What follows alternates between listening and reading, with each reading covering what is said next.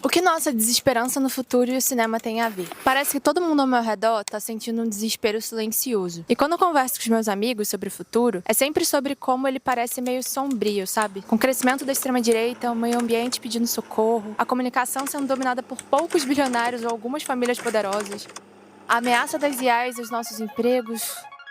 Enfim, é difícil não sentir que a gente tá vivendo num mundo onde o apocalipse é iminente. Esses dias, inclusive, eu tava conversando sobre o podcast que reviveu a Jujut com uma amiga, e ela me disse que o sonho dela é juntar bastante grana pra depois se mudar pra um lugar bem isolado. Porque, segundo ela, socialmente e politicamente, as coisas só tendem a piorar. Então faz mais sentido pro seu próprio cantinho do que continuar tentando mudar algo que parece tão maior do que a gente. E sabe o que é mais doido? Desde que eu me entendo por gente, a galera ao meu redor fala que quer trabalhar muito, fazer muito dinheiro, pra que quando se ficasse mais velha, pudesse aproveitar a calma, a tranquilidade e tudo que foi negado a eles a vida inteira em nome dessa busca por essa riqueza meritocrática. Os milhões que os coaches prometeram. Isso aqui que eu vou te falar vai te destravar. Quanto você ganha é diretamente proporcional ao quanto de dinheiro você coloca no bolso da pessoa que te contratou.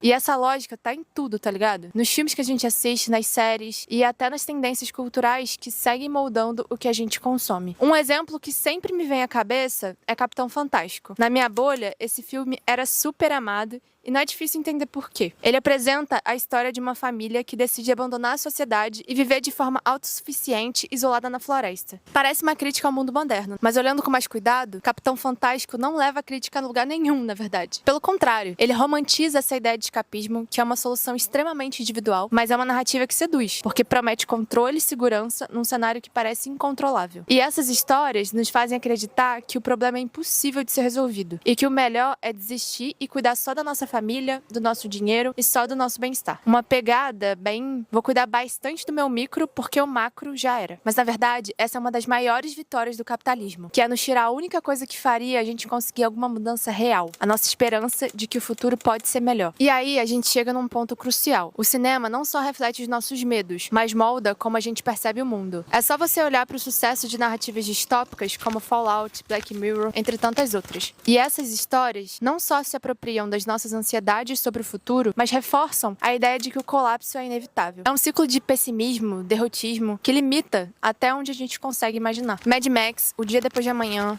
Guerra Mundial Z, The Walking Dead. É sempre zumbi, crise climática, colapso social ou qualquer narrativa apocalíptica, onde a única coisa que dá pra fazer é tentar sobreviver. E não que a gente não esteja vivendo tempos bem assustadores mesmo, mas a proliferação bancada dessas e tantas outras distopias que só mostram a estética da destruição, sem uma crítica às raízes do poder de fato, também são feitas para construir imaginário coletivo, para te impedir de sonhar. É como se a única alternativa da gente fosse aceitar o caos. É barbárie mesmo e a única coisa que a gente pode fazer é tentar sobreviver. E isso não é só um reflexo do mundo de hoje, é um reflexo de como o sistema funciona. É mais fácil imaginar o fim do mundo do que o fim do capitalismo, como Mark Fisher disse. E esse pessimismo não é à toa. E isso é muito bizarro, né, se a gente parar pra pensar. Porque existe toda uma máquina cultural, econômica, política, que investe pesado pra gente acreditar exatamente nisso, que não tem saída. E o cinema, que é uma das formas mais poderosas de construir imaginário e disputar ideologia de fato, tá no centro dessa história.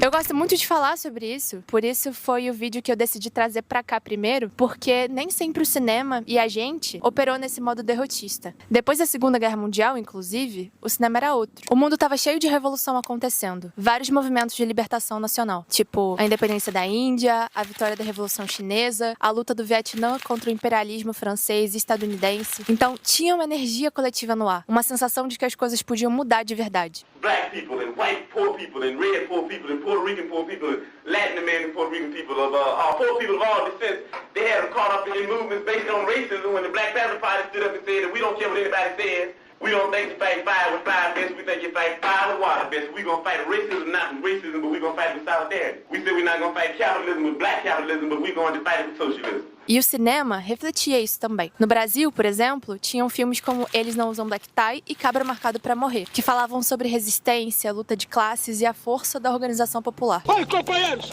A greve é nossa arma de luta!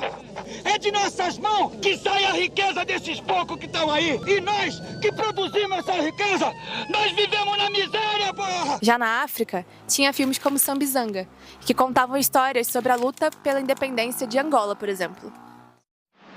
Portanto, o movimento já decidiu de libertar nossos companheiros nas prisões E a data está fixada, 4 de fevereiro. E essas narrativas não eram sobre sobrevivência, como hoje. Elas eram sobre mudança. Só que nos anos 80 e 90, tudo isso mudou. O fim da União Soviética e o avanço do neoliberalismo, com a Margaret Thatcher e o Reagan, entre muitos outros acontecimentos históricos, influenciaram e financiaram muito essa mudança de percepção. Do otimismo para apatia. O próprio slogan da campanha da Thatcher era "não há outra alternativa". E não há outra alternativa para quê? Para esse sistema. Então, se não tem como mudar ele, vamos tentar melhorar do jeito que dá, mas sem nunca abalar ele estruturalmente, claro. E aí agora, todo discurso que apela para o pessimismo na nossa época histórica acaba sendo muito melhor aceito, porque virou algo palatável, mais provável de acontecer do que qualquer outra coisa. Essa é a lógica que vendem pra gente, da ilusão de que a felicidade pode ser alcançada então através de outras coisas, como consumo. Porque se não dá pra mudar o mundo e ele tá uma merda, que você fique feliz por ter comprado qualquer produto que viu nas redes sociais e que te faça sentir pertencente a algum grupo ou comunidade.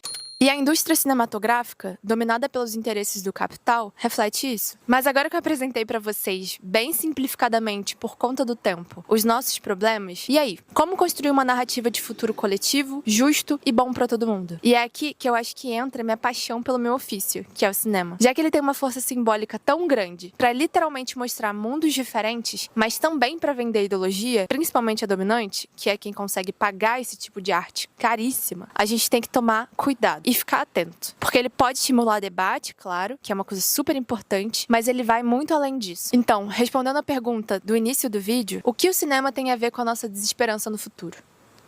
Tudo. Ele pode tanto convencer a gente de que não há saída, quanto lembrar que outro mundo é possível. E claro que não é só ele. Também tem outros tipos de arte, como a literatura, a fotografia, enfim. Mas ainda mais falando de Brasil, um povo 100% embebido de teledramaturgia e com um cinema tão potente, mesmo que hoje façam a gente pensar o contrário, isso é muito forte. Espero que o senhor tenha tirado uma lição, que assim mal dividido esse mundo anda errado, que a terra é do homem, não é de Deus nem do diabo. Cinema pode ser arte, mercadoria e também uma arma. Ou tudo ao mesmo tempo. Através dele, a gente pode destruir culturas, distorcer narrativas de mundo ou fazer a gente sonhar de novo. E sonhar não só com uma vida digna como algo geral, mas também com um futuro que realmente supere o capitalismo. Com um projeto político radical que, de fato, é a nossa única saída. E o cinema que eu acredito é aquele que faz a gente sonhar com algo maior. Não só sobreviver, mas com uma transformação real, coletiva e revolucionária. Mas, como começa uma poesia linda do Marighella, não ficarei tão só no campo da arte, porque sonhar é só o começo. A mudança de verdade vem da organização política e da luta coletiva. E acho que só pra fechar o assunto, falando um pouquinho de novo sobre filmes, Judas e o Messias Negro e Cabra Marcado pra Morrer são ótimos pontos de partida pra ir atrás de um cinema que não seja só derrotista ou desmotivador. E se você tiver outras indicações, bota aqui nos comentários que eu vou amar saber. Ah,